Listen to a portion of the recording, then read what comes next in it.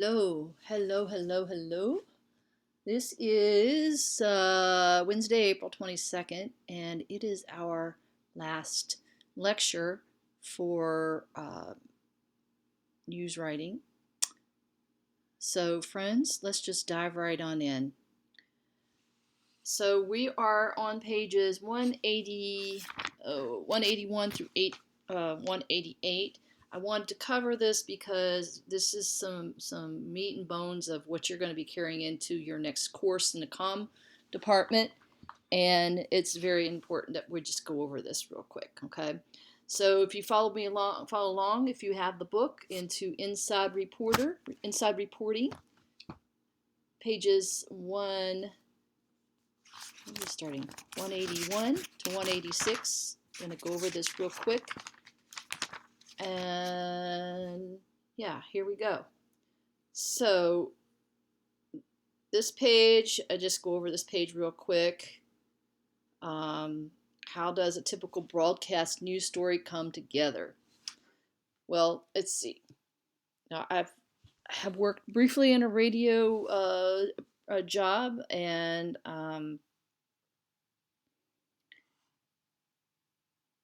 so it depends on how large your station is. If you're at a small one, you're a one-person newsroom, and you're going to be doing pretty much everything. A lot of times these days, things come in on the AP wire, and you're just reading it off as a script. And things are very automated these days. But we're going to go with what they tell us here. At larger stations, at a small one, the news director serves as a one-person newsroom, writing local stories, rewriting wire copy, and serving as the anchor who reads the news on the air. And a larger station, you have a small team and you have a news director that supervises you. Typical day, you might cover from 1 to 5 different stories. Some by phone, others in the field. Formal beats aren't practical. Such as a place as NPR. I'm going to go off script here and tell you there's places like NPR. There's all where I've worked. They go use a lot of people who are on the outside who are reporting, who do programs, and like I said, they go with a lot of AP. People they gather their news from outside. It's not always just one person. Anyway, let's keep rolling. On TV news, a lot of everybody starts their day with a news meeting, and that's where the news director and the producers who supervise newscast material discuss and select the day's top stories. The assignment desk then monitors who covers what out in the field. Like radio reporters, TV reporters can tell and predict what they'll be doing from day to day. They might cover a cat show 1 hour, high speed chase the next, and at a big station, the reporter might focus on just 1 or 2 stories daily. At smaller stations, reporters might cover half a dozen, and there's little time to do research or study or whatever. You just got to be a fast learner. And unlike radio or print reporters, TV journalists work side by side with photographers, since video is essential for most stories, and stories come together in a variety of ways. Interviews and stand-ups are often done live, as often as possible, at many stations. Producing a typical 90-second story can take hours, during which news crews are often interrupted to go chase yet another breaking story. Producers and anchors, meanwhile, do their own writing and editing too, carefully trimming and timing stories so that they'll fit into a concise second in the final newscast. So this is something I do know a little bit about. I used to work at PBS, and I used to work at a program, and for a wildlife series I was working on, there was a wildlife center, and every time that the center, I would come and shoot an interview at a wildlife center release. Whenever an animal was getting released, that was big news, and so the TV news showed up for that. And so I got to have some nice friendly chats with the reporter that would show up, and it was the same tired reporter. She had been working 12-hour days, and her pretty high heels soon turned into flats, and you could just tell that she just had such a long day, and that she had so much time with the videographers because they had to go somewhere else. So you really have to be really detail oriented. You have to be fast. You need to know how to get concise your story into about 90 seconds. This is a business that moves so fast, and you need to be on your game. That's what I'm going to say about that part. Let's keep moving on. I'm sure in class we would have a great conversation about that whole thing. And I know some of you work in BNN News too. So, um, like I said, when we come together, we all come together again. Maybe we can have conversations about this kind of thing. So all the news that fits, and that's not really much. So, oh, this is interesting. Check out this page. So, yes, broadcast journalists produce brilliant in-depth reports from social analysis on NPR and hard-hitting exposés on 60 Minutes. But those are the exceptions, and as a rule, most broadcast news are brief, extremely brief. So, like, how we've been edit and then you have to re-edit? Well, then you got to re-edit and cut down and try to figure out what's really important. So, how brief? Instead of measuring the stories in words and inches, broadcast journalists measure them in minutes and seconds. A 4-minute radio newscast may contain a dozen stories, but many will be just a few seconds long. A typical TV news story may consist of 4 or 5 sentences and last 40 seconds. Broadcast journalists generally read 150 to 180 words per minute. Wow, okay, and then at that rate, it would take 28 hours to read a typical edition of the Washington Post. Most half-hour newscasts contain fewer than one typical newspaper page. They just go over it really quick. So you want to write TV and radio news? Start the clock. You'll need to think fast, boil issues down to their basics, and write as tightly as you can. That's been the challenge. So you can have a little room when you write a newspaper, but when you write for broadcast, you're going to write things as tightly as possible. But you got to keep it interesting. So I like this little chart here, right here. What's in a half-hour newscast? Roughly 70% of all stories were under 1 minute long. Isn't that something? 3/4 of all stories were local, and the most common topic was a 2-to-1 margin was crime. Crime sells. The newscast lead story involved crime 39% of the time. Most stories that involved controversies gave only or mostly one point of view, which is interesting too. News, 14 minutes. Sports, 6.4 minutes. Teasers, chat, 1.6 minutes. And advertising, 8 minutes. So, you hear the little banter between the news people. I mean, that's timed too. Like they've got, a producer who's talking in their ear, like, okay, cut it next, onto the next. So everything's timed. So when you're writing, you're thinking, how much time is it going to take to write this? What a typical broadcast newscast, let me say it again, a typical broadcast news script looks like. So this would be a radio news story. So here's the difference. So at some stations, reporters make each line of the news script 70 characters wide. So which equals about 10 words at a normal rate of speaking, and each line would take 4 seconds to read, making it easy to estimate the story's total running time. And script writing software helps calculate the timing of each story as you type it. So, so there's, we could talk about software, but there's different software that gives you a word count. Word will give you a word count, but this gives you a formatting. Over here in the television news story, it's called a split page, and the right mimics what anchors see in their prompters, and it tells them when to say it and what's being shown on camera. The left half is for the technical details, audio, video, graphics, and it's used by the director and the crew. So just take a look over that. When I do the talk show at PBS, we have our talent has been doing the show for so long. We really make it even more simple than this, and we just have a basic rough outline. But this is when you're doing a news story.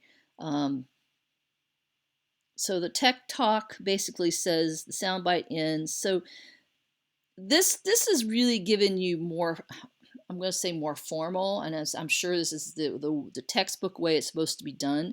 But in a lot of places, over here on the side, you're going to see the time frame, how much time it is, and then over here you're going to see the script of what the talent's going to read.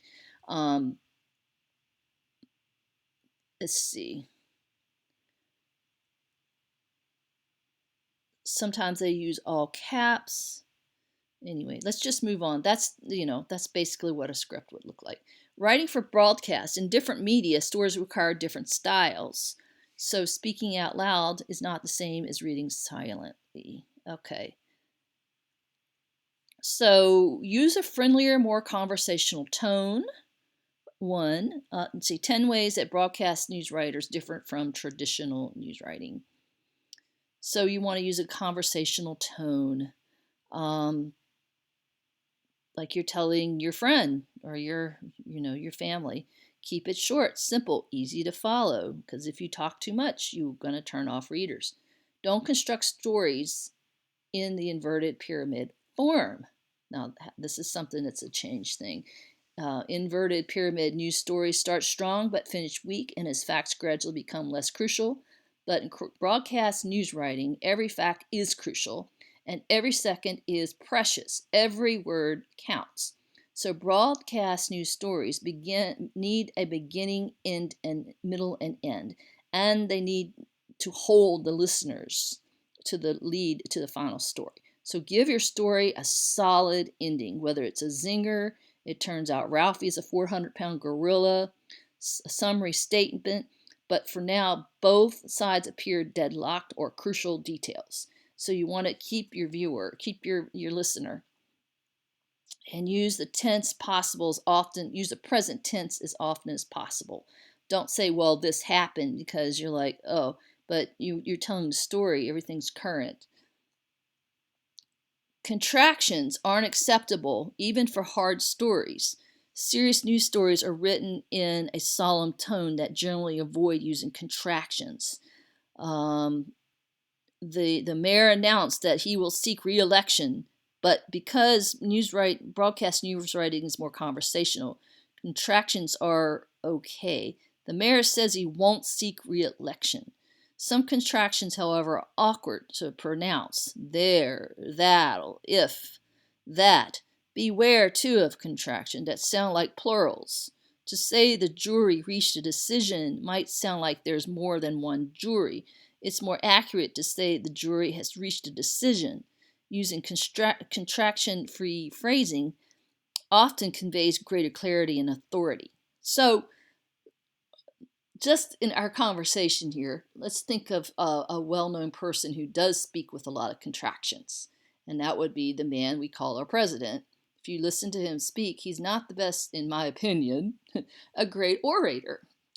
He speaks in conversational tones, and he speaks to the people that he represents, which are, which is usually working people who aren't so educated, in my opinion. But he uses a lot of contractions, and he's not considered a great orator. But that's one of the things. Let's just keep going on. I'll probably get hung for that saying that, but attributions and quotes require different treatment. So in printed journalism, you're trained to place attributions after you reply information. Jones confessed to murdering his wife, police said. He could face the death penalty if convicted. But in broadcast stories, that dangling phrase, police said, might sound ambiguous. Read it aloud. Did police say Jones confessed? Or that he could face the death penalty? To avoid confusion and make it immediately clear where information comes from, you should generally attribute the source first. Police say Jones has confessed to murdering his wife. This becomes more necessary when sources convey opinions. In printed stories, this quote is easy to understand because we can see the quotations. "I am not a crook," said President Nixon said. But if a newscaster begins a sentence by saying, "I am not a crook," listeners might be confused. For a brief instant, they'll wonder, why is the newscaster denying that she's a crook? He's a crook. And since it's hard for audience to hear those remarks, it's generally preferable to paraphrase than use direct quotes. Richard Nixon said that he was not a crook. And let's just move on here. So generally this would be more like, say, if you did an interview and then you're doing reporting and then you show the sound bite and you're doing a video type thing on TV. That's generally what that would be better for. Let's see.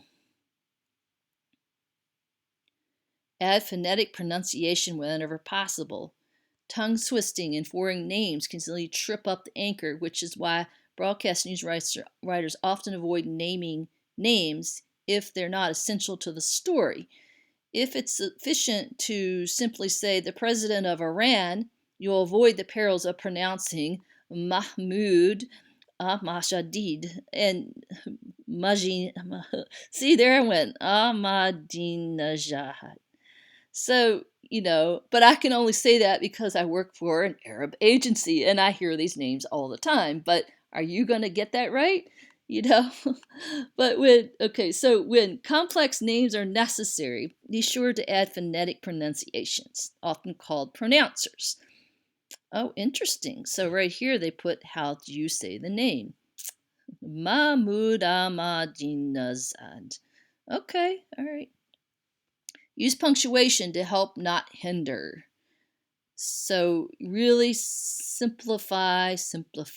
Okay, what's the next one? Avoid abbreviations and symbols. So rep, doctor, NATO. So I do, see, one exception is that when you say the FBI, CBS, the YMCA, you can use those abbreviations. Doctor, representative, I think you can use those. A saint, you could use those. But like, say, I don't know, the brief, I don't know. A lot of times we text go IDN, IDK, something like that. That would not be appropriate. Numbers, round them off. Say just round off your numbers. Write a 0. Okay, so just round off your numbers when you write your stories. Okay, so here we go.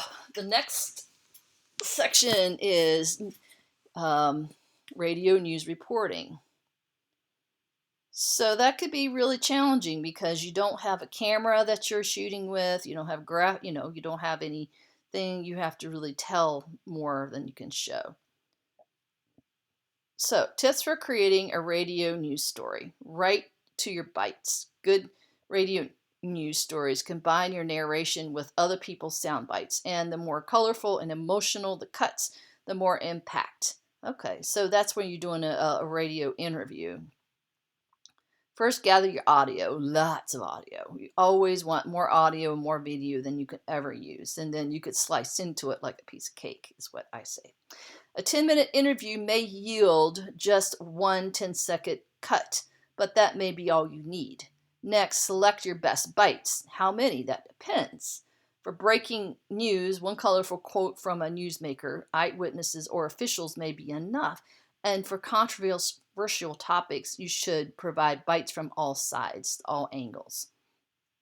Also, I want to say, if you're telling a story, for me, when I tell a story, I like to tell the story from all different sides. I don't like to lean onto one side, even though I believe the one side more. I do lean on it.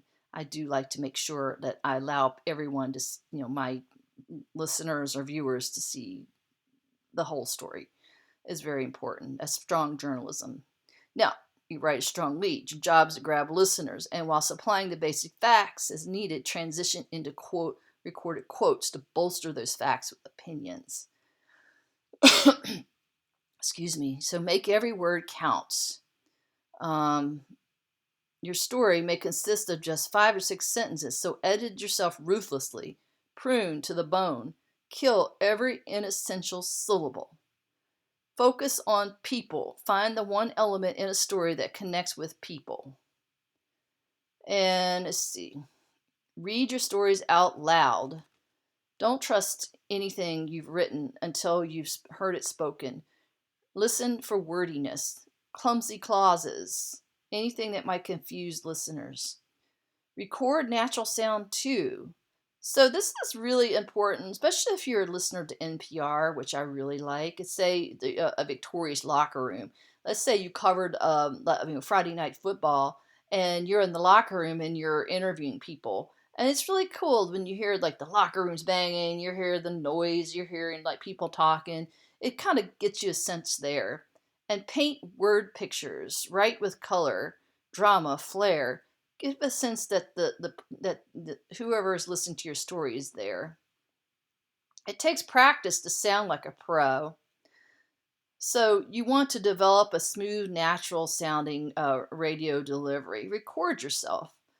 Yeah, sometimes, you can get a little bit self-conscious. I know I am. I've been always my life has been more of a tech person, behind the scenes type producer until I got on the Arab show. And then there's been times where, um, I was expected to be on camera and I had to just kind of get over myself and just start talking normally like I'm talking to you. And that takes a little bit of practice. Adjust your delivery. Try raising and lowering your voice of your voice, adjusting your voice, speeding up. It's all takes practice. Study the pros. Practice, practice, practice. Excuse me. Take a cup of tea. Drink a tea here. Oh, we have allergy season going on. Okay, so this page you can look over and read. I'm not going to go over it. I'm going to, this is going to be an easy chapter here. So, TV journalism requires a unique approach. So on television TV, you talk into the camera, you're live, you're without notes. And so the anchors can read from a script. I'm just going to talk about what if you're out in the field and you're a reporter. You have to be really on the fly and you're just doing a story. So you have to, I think a lot of reporters that I know, they do this in their head. They've learned the formula.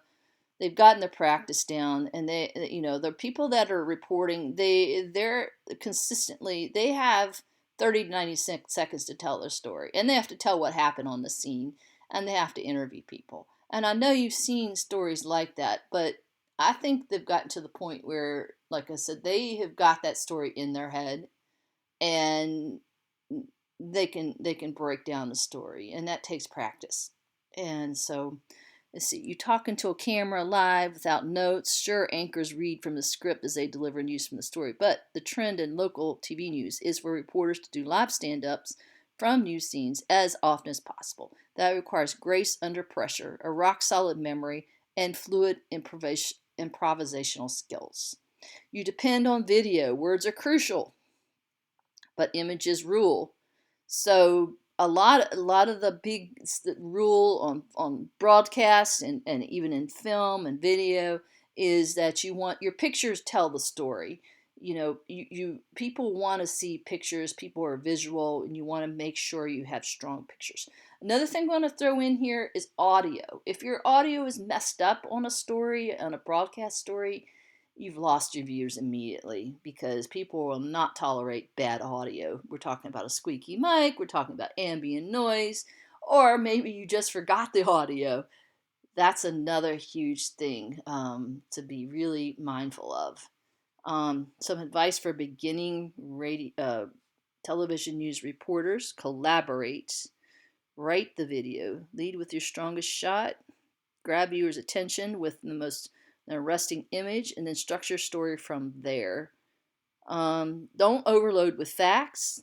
Keep it simple. Interviewing tips: find your location, get to the point, maintain eye contact, rephrase and re-ask questions.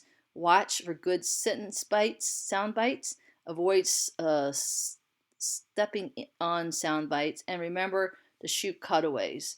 So, if you're going to talk about interviewing people, I've done a lot of that, and I learned early on to it's sort of a mind game, so to speak, because when you're interviewing someone, you're allowing them, you're helping them, assisting them to tell their story, and you don't want them to run on and on and on and on and on and on. And so you're finding your sound bites as you're interviewing the person of what they're saying.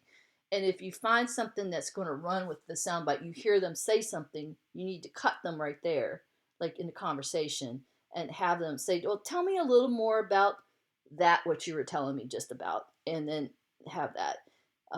You do have to control your interview, because some people will ramble on and on. Some people will just say yes, no, and so that takes practice in learning to be a good interviewer.